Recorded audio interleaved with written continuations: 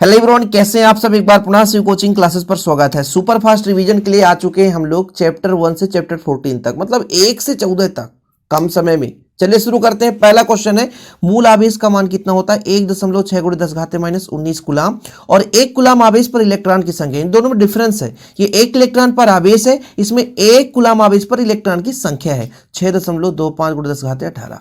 Epsilon not का मान है 8.85 × 10⁻12। फिर इसका मात्रक भी आप लोग तैयार कर लेना, कूलाम स्क्वायर प्रति न्यूटन मीटर स्क्वायर। आवेशित खोखले गोले के अंदर विद्युत क्षेत्र की तीव्रता कितना होगा बच्चों? बिल्कुल शून्य होगा, क्योंकि आवेश बाहर रहता है, खोखले गोले के अंदर नहीं रहता है। धातु का परावैद्युतांक अनंत। विद्युत द्विध्रुव आघूर्ण का मात्रक होता है कूलाम मीटर। विद्युत द्विध्रुव आघूर्ण होता है बच्चों क्या? आवेश गुणे दोनों के बीच की दूरी, यानी आवेशों के बीच की दूरी। तो दूरी हो गया मीटर और आवेश, एक आवेश आपका कूलाम। ई तीव्रता वाली विद्युत क्षेत्र में आवेश के ऊपर लगने वाला बल F बराबर QE, क्योंकि E बराबर होता है F बटा Q, तो F बराबर QE।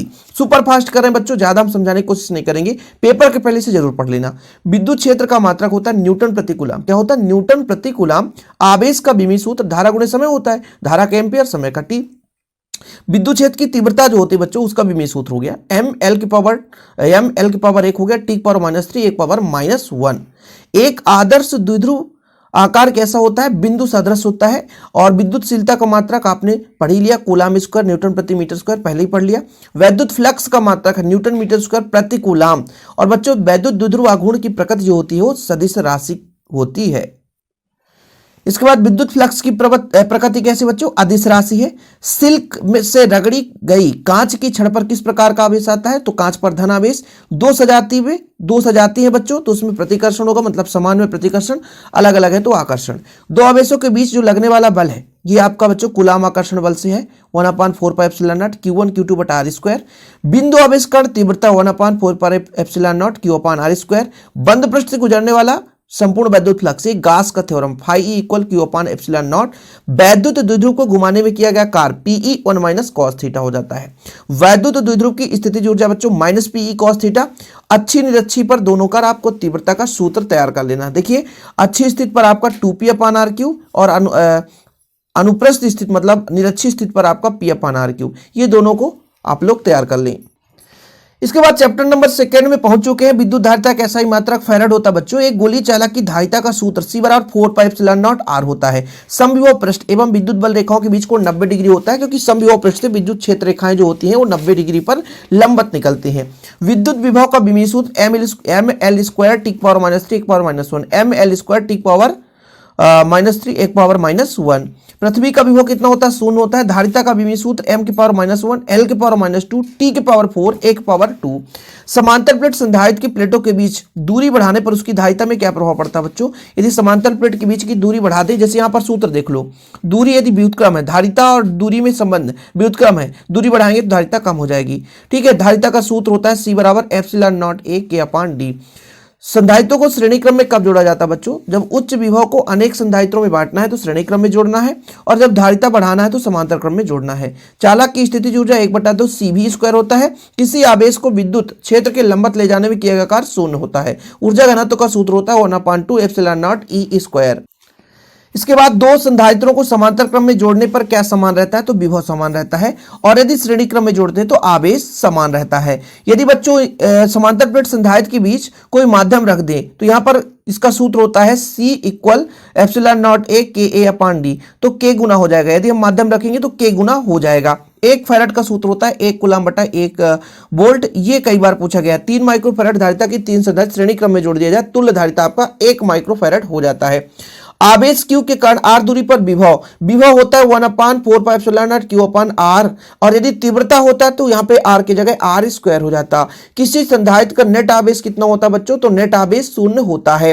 वैद्युत विभव का मात्रा क्या होता है? वोल्ट भी होता है, जूल प्रति कूलाम भी होता है, न्यूटन मीटर प्रति कूलाम भी होता है। अच्छी स्थिति पर विभव कितना होता है बच्चों?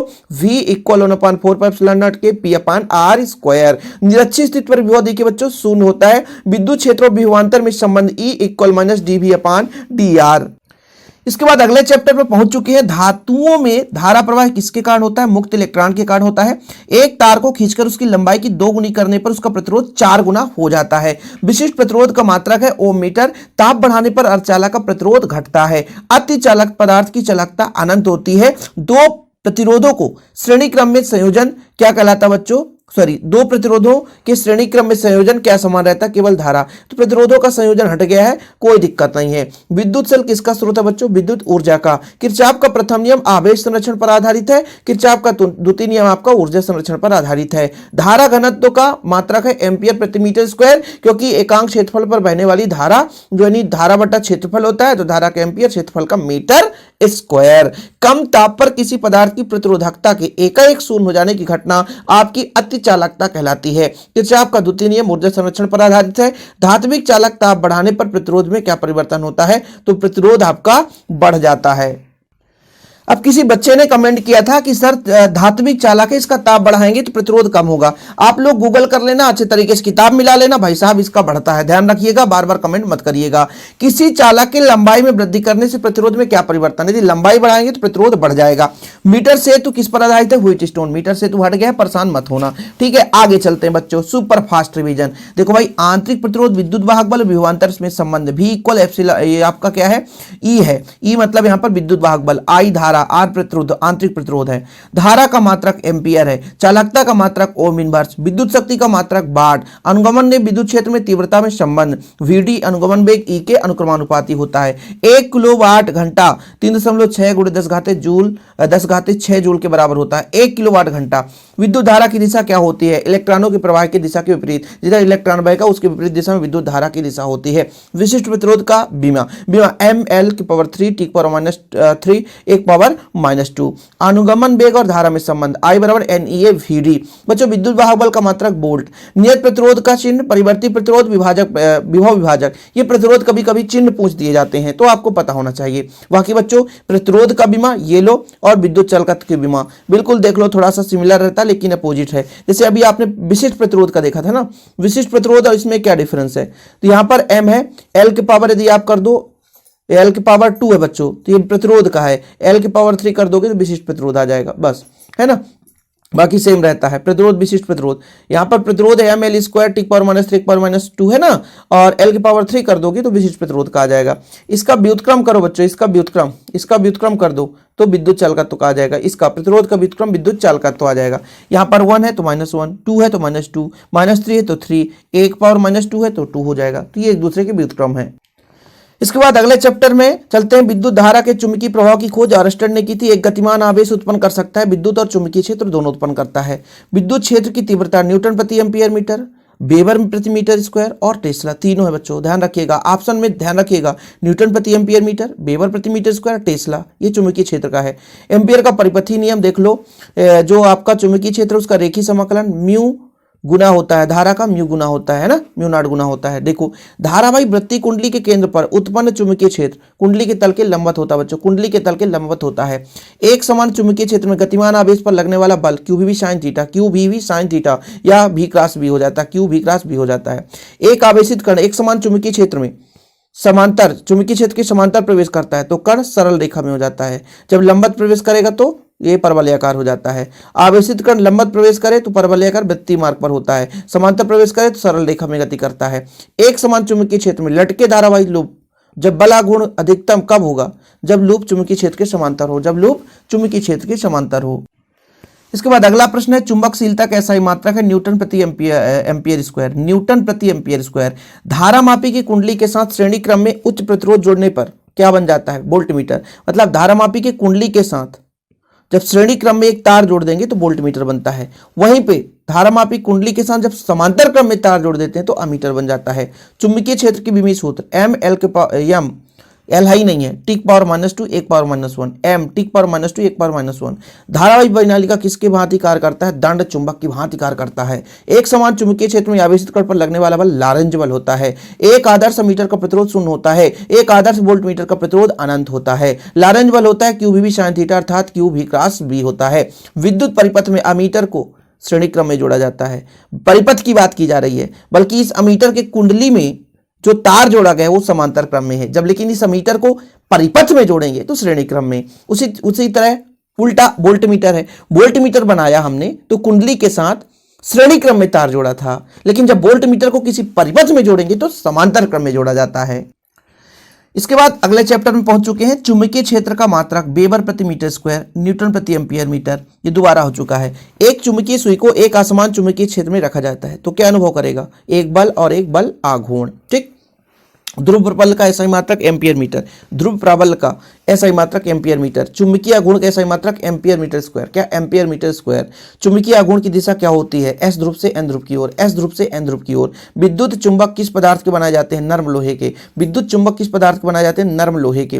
किसी पदार्थ की चुंबकीय प्रवृत्ति 0 पॉइंट माइनस में है तो प्रतिचुंबकीय, सीधा फंडा है। किसी पदार्थ की प्लस में है लेकिन 1 से कम है तो अनुचुंबकीय। ठीक है कि अनुचुंबकीय पदार्थ को चुंबकीय क्षेत्र में लटकाएंगे तो समांतर क्रम में होगा, लेकिन प्रतिचुंबकीय को लटकाएंगे तो लंबवत हो जाएगा। चुंबकीय क्षेत्र में क्षण चुंबक का बल आघूर्ण mb sin थीटा होता है। धारावाही परिनालिका को स्वतंत्रपूर्व लटका दिया जाए तो यह किस दिशा में ठहरता है? तो उत्तर दक्षिण दिशा में ठहरता है। किसमें? उत्तर दक्षिण दिशा में ठहरता है। चुंबक की स्थिति ऊर्जा -mb cos थीटा होता है। चुंबक को घुमाने में किया गया कार्य mb1 cos थीटा होता है। अच्छी स्थिति की चुंबकीय क्षेत्र μ0/4πm/d³ होता है। चुंबकीय क्षेत्र की तीव्रता, ये आपका सूत्र है, विमीय सूत्र लिख लेना। ध्रुव प्रबल का मात्रक एम्पियर मीटर, रिवीजन हो गया। ये आपका कूलाम की व्युत्क्रम बल का नियम है, μ0/4πm1m2/r²। अच्छी स्थिति की चुंबकीय क्षेत्र S से N की ओर, लेकिन निरक्षीय में N से S की ओर, दोनों अपोजिट होता है। अच्छी स्थिति में S से N और निरक्षीय स्थिति में N से S की ओर। चैप्टर नंबर 6 में पहुंच चुके हैं। विद्युत फ्लक्स का मात्रक आपका वेबर है, 100 प्रेरकत्व का मात्रक हेनरी है। विद्युत चुंबकीय प्रेरण की खोज किसने की? फैराडे ने। प्रेरित धारा की दिशा लेंज के नियम से करते हैं। किसी बंद परिपथ में प्रेरित धारा कब प्रवाहित होती है? जब चुंबकीय फ्लक्स में परिवर्तन होता है। 1 हेनरी 10⁻6 माइक्रो हेनरी के बराबर होता है। यदि उल्टा कर देंगे 1 माइक्रो हेनरी तो 10⁻6 हेनरी के बराबर होगा। 100 प्रेरण गुणांक का विमीय सूत्र ml² टी पावर -2 1 पावर -2। चुंबकीय फ्लक्स का ml² टी पावर -2 1 पावर -1, एक घट गया है। ठीक है। चुंबकीय फ्लक्स का विमीय सूत्र ml⁻0 टी पावर -2 1 पावर -1। इसको वीडियो को रोक लो, लिख लो, विमीय सूत्र लिख लेना, ध्यान रखना, विमीय सूत्र लिख लेना। ट्रांसफार्मर किस सिद्धांत पर आधारित है? अन्योन प्रेरण पर। ट्रांसफार्मर किस सिद्धांत पर आधारित है? अन्योन प्रेरण पर। लेंज का नियम किस पर आधारित है? ऊर्जा संरक्षण के नियम पर। दो कुंडली के मध्य नर्म लोहे के क्रोड प्रयुक्त करने पर उसके मध्य अन्योन प्रेरकत्व में क्या परिवर्तन होता है? बढ़ जाता है। धारावाही परिनालिका के केंद्र पर चुंबकीय क्षेत्र मुनि μ0 ni मुनि, याद कर लेना, मुनि। ठीक है, ये μ0 nmi। एक वृत्ताकार कुंडली होगा तो फिर मुनि बटा द्वार, लेकिन धारावाही परिनालिका है तो μ0 ni मुनि। तो देख लो भाई साहब, धारावाही परिनालिका के एक सिरे पर μ0 ni, यहाँ पर धारावाही परिनालिका के एक सिरे पर पूछा है तो मुनि बटा 2, द्वार नहीं, द्वार अलग है बच्चों। ठीक है, μ0 ni/2। लंबी परिनालिका के लिए 100 प्रेरकत्व का व्यंजक कितना आता है? μn² a/l, μn² a/l। बच्चों यहाँ पे भौतिक राशि है, थोड़ा सा तैयार कर लेना। जैसे स्थितिज ऊर्जा का जूल है, प्रेरित विद्युत वाहक बल का वेबर प्रति सेकंड है, चुंबकीय क्षेत्र का वेबर प्रति मीटर स्क्वायर है, 100 प्रेरकत्व का वेबर प्रति एम्पियर है, और चुंबकीय फ्लक्स का बच्चों आपका न्यूटन मीटर प्रति एम्पियर है। ये आपकी सही जोड़ी में पहुंच दिए जाते हैं, फिर लोगों से नहीं बनता है कहाँ से आ गया। चलो भाई, विद्युत चुंबकीय प्रेरण की घटना में ऊर्जा परिवर्तित होता है। यांत्रिक ऊर्जा का विद्युत ऊर्जा, मतलब यांत्रिक ऊर्जा जो है विद्युत ऊर्जा में बदल जाता है।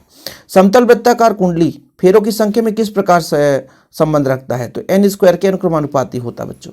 प्रेरकत्व का विमीय सूत्र ml² टी पावर -2 1 पावर -2, इसके पहले भी आप लोगों ने देखा। प्रेरित धारा का मूल कारण क्या है? चुंबकीय फ्लक्स में परिवर्तन होता है बच्चों, तो प्रेरित धारा हो जाता है। यदि कुंडलियों को किस क्रम में जोड़ा जाए? श्रेणी क्रम में, तो टोटल L = L1 + L2 हो जाता है। जब किसी विद्युत परिपथ को भंग किया जाता है तो उत्पन्न प्रेरित धारा की दिशा क्या होगी? मुख्य धारा के विपरीत। कैसे होगा बच्चों? मुख्य धारा के विपरीत। इसके बाद चैप्टर 7 में पहुंच चुके हैं। एक पूर्ण चक्र में प्रत्यावर्ती धारा का औसत मान 0 होता है। प्रत्यावर्ती विद्युत वाहक बल का शिखर मान और मूल मान में संबंध, ये आप VRMS = 0.707 V0। ठीक है। प्रत्यावर्ती परिपथ में बाटहीन धारा होती है यदि परिपथ में क्या हो? शुद्ध प्रेरकत्व हो, शुद्ध धारिता हो तथा प्रतिरोध का मान 0 हो। यांत्रिक ऊर्जा को विद्युत ऊर्जा में बदलने की युक्ति AC जनरेटर है। ठीक है। किसी प्रत्यावर्ती धारा परिपथ में धारा का शिखर मान मतलब I0। ठीक है। आभासी मान RMS में संबंध, तो I0 = √2 IRMS। शुद्ध धारिता वाले प्रत्यावर्ती परिपथ में औसत शक्ति का व्यय कितना होता है? 0 होता है। भारत के घरों में दी जाने वाली विद्युत धारा की आवृत्ति क्या होती है बच्चों? 50 हर्ट्ज होती है। प्रत्यावर्ती धारा में मापन हेतु अमीटर एवं वोल्ट मीटर आधारित होते हैं, ऊष्मीय प्रभाव पर आधारित होते हैं। बाकी प्रेरकत्व का विमीय सूत्र इसके पहले भी आपने पढ़ा, यहाँ पर देख लो ml² टी पावर -2 1 पावर -2 2 2 2, ठीक है। यहाँ पर आप देख लेना 12 22 12 22 12 22 ऐसे 1 2 2 2, ठीक है। तो ये आपका प्रेरकत्व का विमीय सूत्र याद हो जाएगा। अगला प्रश्न है आदर्श प्रेरकत्व का ओमी प्रतिरोध कितना होगा? जहां भी आदर्श हो जाए 0। प्रतिबाधा का मात्रक ओम है। अनुनादी परिपथ के लिए शक्ति गुणांक का मान 1 है। किसी प्रत्यावर्ती परिपथ मेरी धारा वाटहीन है तो शक्ति गुणांक का मान 0 होता है।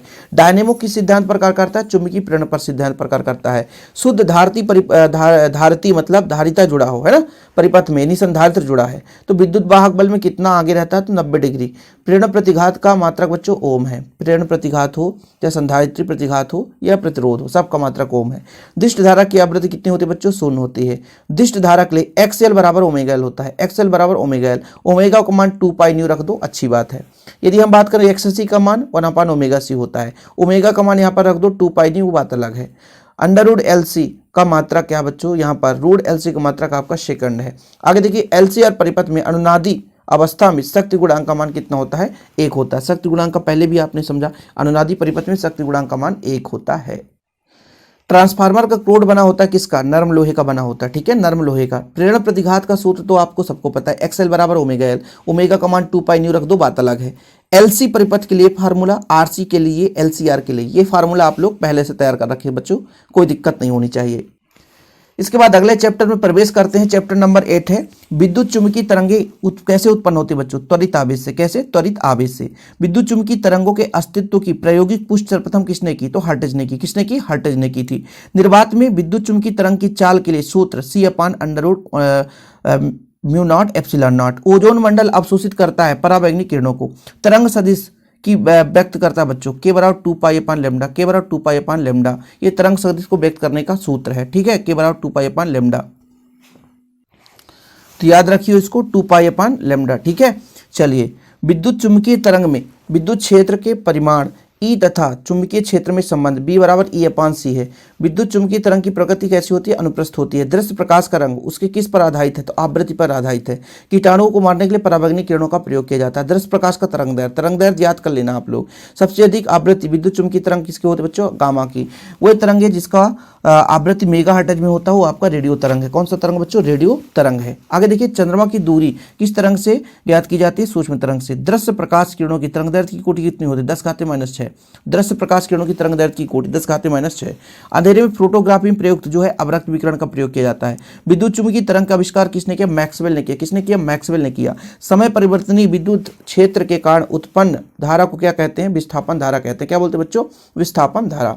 कुहरे में स्थित वस्तुओं को देखने के लिए किन तरंगों का उपयोग किया जाता है? तो अवरक्त किरणों का प्रयोग करते हैं।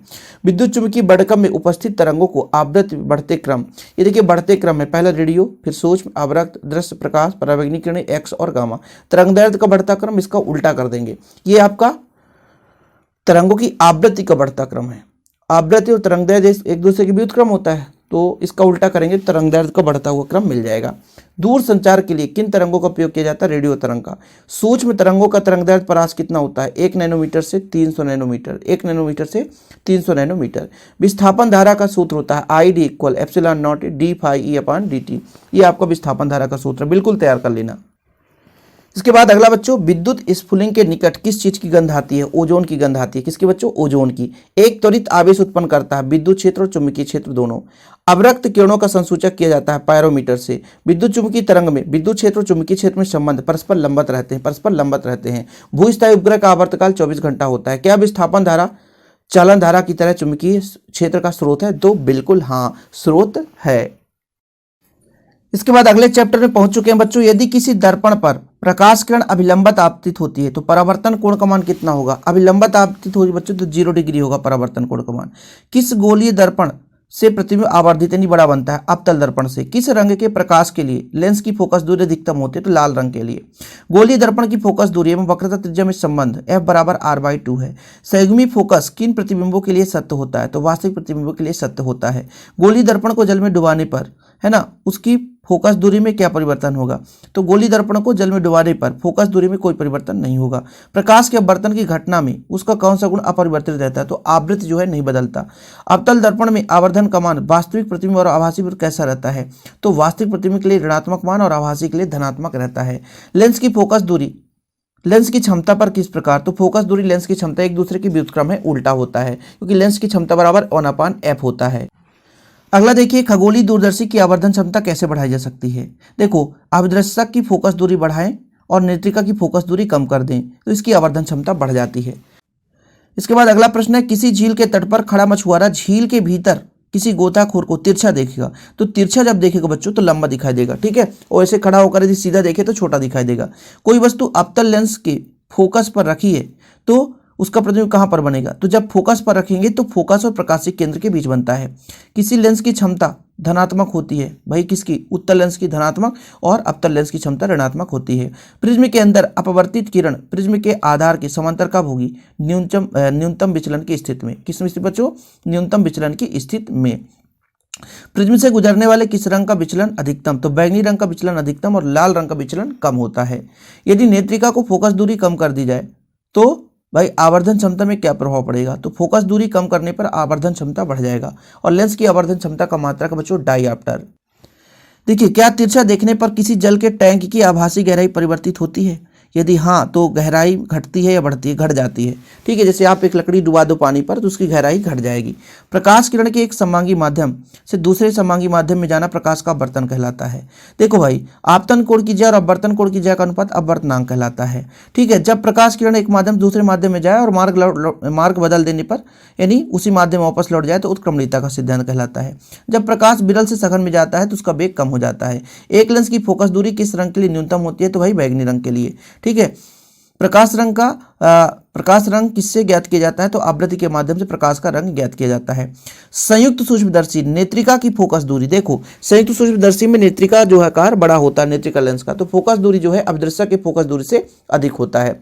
बड़ा एवं आभासी प्रतिबिंब किससे प्राप्त किया जा सकता है? तो अवतल दर्पण के माध्यम से। अवतल दर्पण के माध्यम से बड़ा एवं आभासी प्राप्त किया जा सकता है। देखिए, खगोलीय दूरदर्शी का आवर्धन क्षमता यहाँ पर देख लो F0/F, याद तैयार कर लो। सरल सूक्ष्मदर्शी का संयुक्त सूक्ष्मदर्शी। कभी कभार ये क्वेश्चन कभी कभार पूछा जाता है, बाकी याद नहीं रहेगा तो भी चलेगा। इसके बाद अगला प्रश्न देखिए, एक तरंगाग्र के दो बिंदुओं में कितना कलांतर होता है? शून्य होता है। कितना होता है? शून्य होता है। तरंगाग्र के लंबत रेखा किसकी दिशा को व्यक्त करती है? तरंग संचरण की दिशा को व्यक्त करती है बच्चों, तरंग संचरण की दिशा को व्यक्त करती है। पतली फिल्म में रंग का कारण क्या है? व्यतिकरण। पतली फिल्म में रंग का कारण क्या है बच्चों? व्यतिकरण। यदि प्रकाश की कला संबंध विनाशी व्यतिकरण उत्पन्न करता है तो उसके मध्य कलांतर कितना होता है? तो यहाँ पर देख सकते हैं 2n+1 पाई, 2n+1 पाई। प्रकाश के व्यतिकरण के लिए किस प्रकार की स्रोत की आवश्यकता होती है? तो कला संबंधित स्रोत की आवश्यकता होती है। विवर्तन प्रतिरूप प्राप्त करने के लिए स्लिट का द्वारा कितना होना चाहिए? तो प्रकाश के तरंगदैर्घ्य के कोटि का होना चाहिए। ये बच्चों आपका फ्रिंज चौड़ाई का सूत्र है द्विस्लिट प्रयोग में, d(λ)(d). प्रकाश के संबंधित कड़ी का सिद्धांत किसने दिया? न्यूटन ने, सर आइजैक न्यूटन ने। व्यतिकरण में किसका पुनर्वितरण होता है? तो ऊर्जा का पुनर्वितरण होता है। संपोषी व्यतिकरण के लिए तरंगों के मध्य कलांतर कितना होता है? 2n पाई होता है बच्चों। कितना होता है? 2n पाई। इसके बाद देखिए, प्रकाश से संबंधित तरंग सिद्धांत किसने दिया? हाइगर ने दिया। प्रकाश के व्यतिकरण को प्रदर्शित करने वाला पहला प्रयोग किसने किया? यंग का द्विस्लिट प्रयोग है। साबुन का बुलबुला किस घटना पर आधारित है? भाई व्यतिकरण। ज्यामितीय छाया में प्रकाश का अतिक्रमण विवर्तन कहलाता है, कई बार पूछा गया है। विद्युत चुंबकीय तरंग सिद्धांत किसने दिया? मैक्सवेल ने दिया। द्वितीयक तरंग की सिद्धांत किसने दिया बच्चों? हाइगर ने दिया। तरंगे एक स्थान से दूसरे स्थान तक संचरण किस रूप में करते हैं? तो ऊर्जा के रूप में। प्रकाश के व्यतिकरण में क्या ऊर्जा उत्पन्न होती है बच्चों? बिल्कुल हाँ, ऊर्जा उत्पन्न होती है। व्यतिकरण क्या है? अनुदैर्ध्य और अनुप्रस्थ दोनों प्रकृति का होता है। कौन सी घटना प्रकाश तरंग में होती है किंतु ध्वनि तरंग में नहीं? तो ध्रुवण ऐसी घटना है जो प्रकाश तरंग में होती है जबकि ध्वनि तरंग में नहीं होती। इसके बाद अगला चैप्टर बच्चों सुपरफास्ट रिवीजन में प्रकाश विद्युत प्रभाव की खोज किसने की? हर्ट्ज ने। इलेक्ट्रॉन की खोज जे थॉमसन ने। विकिरण की कण प्रकृति को प्रदर्शित करने वाली परिघटना का नाम प्रकाश विद्युत प्रभाव है। उत्सर्जित प्रकाश इलेक्ट्रॉनों की अधिकतम वेग निम्न कारकों पर निर्भर करती है। बताओ किस पर? आपतित विकिरण की आवृत्ति पर और धातु के कार्यफलन पर। कितना आवृत्ति है और धातु का कार्यफलन कितना है। प्रकाश विद्युत प्रभाव की खोज आइंस्टीन ने की थी। एक इलेक्ट्रॉन वोल्ट का मान जूल में निकालना है। 1.6×10⁻⁻19 जूल, 1.6×10⁻⁻19 जूल। अब जब एक इलेक्ट्रॉन पर आवेश होता बच्चों तो 1.6×10⁻19 कूलाम कर देते। ठीक है, आगे चले। डी ब्रॉगली तरंगदैर्ध्य का सूत्र कितना होता है? लैम्डा इक्वल एच अपान एम बी। लैम्डा, ये लैम्डा है बच्चों, ठीक है, ये लैम्डा है, ठीक है, एच अपान एम बी। फोटान का विराम द्रव्यमान कितना होता है? शून्य होता है। विकिरण की ऊर्जा तथा आवृत्ति में संबंध क्या है? ई बराबर एच न्यू। क्या बच्चों? ई बराबर एच न्यू। म्यू आवृत्ति वाले फोटान का द्रव्यमान कितना होता है? एम इक्वल एच न्यू अपान सी स्क्वायर। क्या विराम अवस्था में फोटान का अस्तित्व होता है? तो बिल्कुल नहीं। आगे चलते हैं। प्रकाश विद्युत उत्सर्जन के लिए सामान्यतः कौन सी धातु प्रयुक्त की जाती है? क्षारीय धातु। पदार्थ के कार्यफलन का मान किस पर निर्भर करता है? पदार्थ की प्रकृति पर। एक इलेक्ट्रॉन वोल्ट का मान कितना जूल होता है? 1.6 × 10⁻⁹ जूल। रिपीट हो चुका है क्वेश्चन। यहाँ पर देखिए, एक इलेक्ट्रॉन पर आवेश का मान, ये भी रिपीट हो जाए, 1.6 × 10⁻⁹ कूलाम। चैप्टर 1 में पढ़ा आपने। एक स्रोत से ऊर्जा किस रूप में निकलती है? फोटान के रूप में निकलती है। ई और फोटान का भाई ये ई जो है ऊर्जा है ना, तो संवेग का स्रोत ई अपान सी है। धातु की सतह से इलेक्ट्रॉन निकलने की क्रिया इलेक्ट्रॉन उत्सर्जन कहलाता है। उस न्यूनतम ऊर्जा को जिससे इलेक्ट्रॉन उत्सर्जित होता है वो कार्यफलन है। ताप के कारण जब इलेक्ट्रॉन उत्सर्जित होता है तापानिक उत्सर्जन, और जब प्रकाश के कारण बच्चों तो प्रकाश विद्युत प्रभाव कहलाता है। अगला देखिए, लेनार्ड के प्रयोग में प्रकाश विद्युत प्रभाव का अधिकतम मान क्या कहलाता है? संतृप्त धारा। धारा का अधिकतम मान संतृप्त धारा कहलाता है, ठीक है। लेनार्ड के प्रयोग में संग्राहक प्लेट के उस ऋणात्मक विभव को जिस पर प्रकाश विद्युत धारा का मान शून्य होता है वो निरोधी विभव कहलाता है। इलेक्ट्रॉन के विशिष्ट आवेश का मान एसआई पद्धति में, देखो भाई साहब, यहाँ पर एसआई पद्धति में पूछा है, कूलाम प्रति किलोग्राम मात्रक है 1.7 × 10⁻11, 1.7 × 10⁻11। प्रकाश इलेक्ट्रॉन की गतिज ऊर्जा आपतित प्रकाश की आवृत्ति पर निर्भर करती है। द्रव्य तरंगों की परिकल्पना किसने दी? डी ब्रॉगली ने दी थी। उस न्यूनतम आवृत्ति को जिसके द्वारा किसी धातु की सतह से इलेक्ट्रॉन निकलता है वो आवृत्ति न्यूनतम आवृत्ति, देहली आवृत्ति कहलाती है। मतलब उससे कम आवृत्ति है तो फिर देहली आवृत्ति से किसी भी प्रकाश की कम आवृत्ति है तो फिर इलेक्ट्रॉन उत्सर्जित नहीं होगा। यहाँ पर देखिए बच्चों, इलेक्ट्रॉन का द्रव्यमान कितना होता है? 9.1 × 10⁻31, 9.1 × 10⁻31 किलोग्राम। प्रत्येक गतिशील कण के साथ तरंग संबद्ध होता है। कौन सा तरंग बच्चों? डी ब्रॉगली तरंग। विकिरण में कण की प्रकृति तथा तरंग की प्रकृति दोनों होती है, उसकी इस प्रकृति को क्या कहते हैं? द्वैती प्रकृति कहते हैं। मतलब कोई विकिरण है उसमें कण और तरंग दोनों प्रकृति पाई जाती है, इस प्रकृति को हम द्वैती प्रकृति के नाम से जानते हैं। इसके बाद अगला चैप्टर आ गया बच्चों, किसी कक्षा में इलेक्ट्रॉन की ऋणात्मक ऊर्जा क्या है? नाभिक और इलेक्ट्रॉन मिलकर बद्ध निकाय बनाते। देखो क्या बोला है, किसी कक्षा में इलेक्ट्रॉन की ऋणात्मक ऊर्जा का क्या महत्व है? नाभिक और इलेक्ट्रॉन मिलकर के बद्ध निकाय बनाते हैं। ये थोड़ा सा अटपटा क्वेश्चन है, पढ़ने की जरूरत नहीं है। यदि परमाणु के अंदर इलेक्ट्रॉन स्थिर हो जाए तो क्या होगा? भाई इलेक्ट्रॉन स्थिर हो जाए तो फिर आकर्षण से नाभिक में गिर जाएगा, खत्म कहानी। नाभिक में कौन सा आवेश होता है? नाभिक में धन आवेश होता है क्योंकि प्रोटॉन होते हैं। बोर की त्रिज्या क्या है? हाइड्रोजन परमाणु की प्रथम कक्षा ही बोर की त्रिज्या है, ठीक है। हाइड्रोजन परमाणु की प्रथम कक्षा ही बोर की त्रिज्या है। हाइड्रोजन परमाणु में स्पेक्ट्रम में बामर श्रेणी रेखा कब मिलती है? जब इलेक्ट्रॉन उच्च ऊर्जा स्तर से दूसरे ऊर्जा स्तर पर आता है। पहला लाइमर है, दूसरा है आपका बामर, तो जब उच्च ऊर्जा से दूसरे स्तर पर आएगा तो आपका बामर श्रेणी मिलता है। परमाणु के नाभिक की त्रिज्या 10⁻⁻15 मीटर की कोटि का होता है, 10⁻⁻15 मीटर। और परमाणु के आकार की बात करें 10⁻10 मीटर, 10⁻10 मीटर। निम्न में से कौन सा कण अस्थायी है? अल्फा कण, बीटा कण, प्रोटॉन, न्यूट्रॉन। तो न्यूट्रॉन आपका अस्थायी है। हाइड्रोजन परमाणु की आयनन ऊर्जा कितनी होती है? 13.6 electron volt, 13.6 electron volt, 13.6 electron volt. Alpha कण क्या है बच्चों? हीलियम परमाणु का नाभिक ही अल्फा कण है। थॉम्सन के परमाणु मॉडल का एक महत्वपूर्ण निष्कर्ष, थॉम्सन ने क्या बताया था कि जो द्रव्यमान है संपूर्ण धनावेशित गोले के संपूर्ण भाग में वितरित रहता है। रदरफोर्ड के द्वारा परमाणु के किस महत्वपूर्ण भाग की खोज की गई? तो रदरफोर्ड ने नाभिक की खोज की। बोर का क्वांटमीकरण क्या है बच्चों? कि कोणीय संवेग h/2π का गुणज होता है। कोणीय संवेग MBR h/2π का गुणक होता है, जहाँ यानी 1 2 3 4 5 6। बोर का त्रिज्या का मान है 5.3 × 10⁻11 मीटर, 5.3 × 10⁻11 मीटर। रिडबर्ग नियतांक R का मान क्या है? 1.097 × 10⁻7 मीटर इनवर्स। बोर मॉडल के अनुसार प्रथम कक्षा की इलेक्ट्रॉन C/137। भाभा परमाणु अनुसंधान केंद्र कहाँ भैया? मुंबई में। एक न्यूट्रॉन का द्रव्यमान 1.67 × 10⁻27 किलोग्राम। ये न्यूट्रॉन है, ये न्यूट्रॉन है, ध्यान रखना। इलेक्ट्रॉन का द्रव्यमान अलग होता है बच्चों, इलेक्ट्रॉन का द्रव्यमान आपने इधर पढ़ ही लिया है। तो ये आपका इलेक्ट्रॉन का द्रव्यमान है 9.1 × 10⁻31 किलोग्राम, और ये आपने न्यूट्रॉन का द्रव्यमान पढ़ लिया, ठीक है। न्यूट्रॉन का द्रव्यमान। परमाणु क्या बच्चों? उदासीन होता है, ठीक है। हाइड्रोजन परमाणु की प्रथम उत्तेजित अवस्था ये आपका -13.6 इलेक्ट्रॉन वोल्ट, इसमें 10 घाते है ही नहीं है। यदि बच्चों आप चाहो तो इसके आगे भी तैयार कर लो। रदरफोर्ड मॉडल के अनुसार इलेक्ट्रॉन की कुल ऊर्जा कैसे होती है? ऋणात्मक होती है। हाइड्रोजन के दृश्य भाग में स्पेक्ट्रमी रेखा में सर्वप्रथम किसने देखा था? तो बामर ने देखा था। बोर की त्रिज्या का सूत्र En का मान रेडबर्ग नियतांक, Vn का मान कोणीय संवेग। जिसको तैयार करना है ऐसे तैयार कर ले। बाकी ये ऑब्जेक्टिव टाइप में क्वेश्चन कभी कभार सही विकल्प में पूछे जा सकते हैं। पहुंच चुके हैं 13 चैप्टर में, है ना। यहाँ पे आप इसके बाद लास्ट चैप्टर बचेगा। नाभिकीय संलयन में क्या होता है बच्चों? दो हल्के नाभिक मिलकर के भारी नाभिक निर्माण करते हैं। जैसे हाइड्रोजन मिलकर के हीलियम का निर्माण कर रहा है। नाभिकीय संलयन प्रयोगशाला में संभव क्यों नहीं? क्योंकि नाभिकीय संलयन के लिए उच्च ताप और उच्च दाब की आवश्यकता होती है। विद्युत चुंबकीय स्पेक्ट्रम में किस भाग का भेदन क्षमता, गामा किरणों की भेदन क्षमता सबसे ज्यादा होती है? मुक्त इलेक्ट्रॉन की क्षय को प्रदर्शित कीजिए। ये मुक्त इलेक्ट्रॉन है बच्चों, इसका क्षय होता है तो हाइड्रोजन इसमें बदलता है। ठीक है। नाभिक का आकार किस क्रम में होता है? 10⁻⁻15 मीटर। इसको पढ़ चुका आपने। क्या सभी नाभिकों का घनत्व समान होता है? हाँ, सभी नाभिकों का घनत्व बिल्कुल समान होता है। यहाँ पर बच्चों नाभिक की त्रिज्या और उसके द्रव्यमान संख्या में संबंध, ये आपका R = R0 1/1/3 है। अल्फा कण किस परमाणु का नाभिक होता है? तो अल्फा कण जो होता है हीलियम परमाणु का नाभिक होता है। अब देखो बच्चों एक समीकरण दिया है, इसमें ये बोला है कि यूरेनियम जो टूट करके थोरियम और हीलियम में बनाया।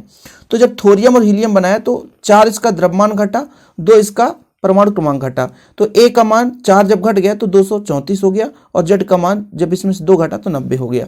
सूर्य का ऊर्जा, सूर्य पर होता है नाभिकीय संलयन, तो नाभिकीय संलयन से थोड़ा सूर्य से ऊर्जा मिलती है।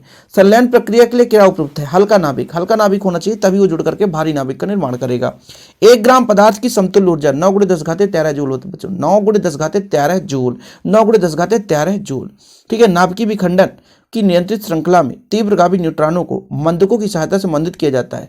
इस न्यूट्रॉन को हम तापीय न्यूट्रॉन कहते हैं। मतलब जिसे हम मंदित कर देते हैं, ऐसे न्यूट्रॉन को हम तापीय न्यूट्रॉन के नाम से जानते हैं। आइंस्टीन का समीकरण E = mc²। नाभिक में न्यूट्रॉन का द्रव्यमान लगभग प्रोटॉन के द्रव्यमान के बराबर होता है। किस प्रक्रिया में हल्के नाभिक जुड़ते हैं? तो संलयन में हल्के नाभिक जुड़ते हैं। प्रोटॉन की खोज रदरफोर्ड ने, न्यूट्रॉन की खोज चैडविक ने की थी।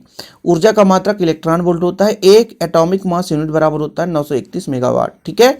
सूर्य में ऊर्जा का कारण है बच्चों, नाभिकीय संलयन से ऊर्जा निकलता है। हाइड्रोजन बम किस पर आधारित है? तो नाभिकीय संलयन पर ही आधारित है।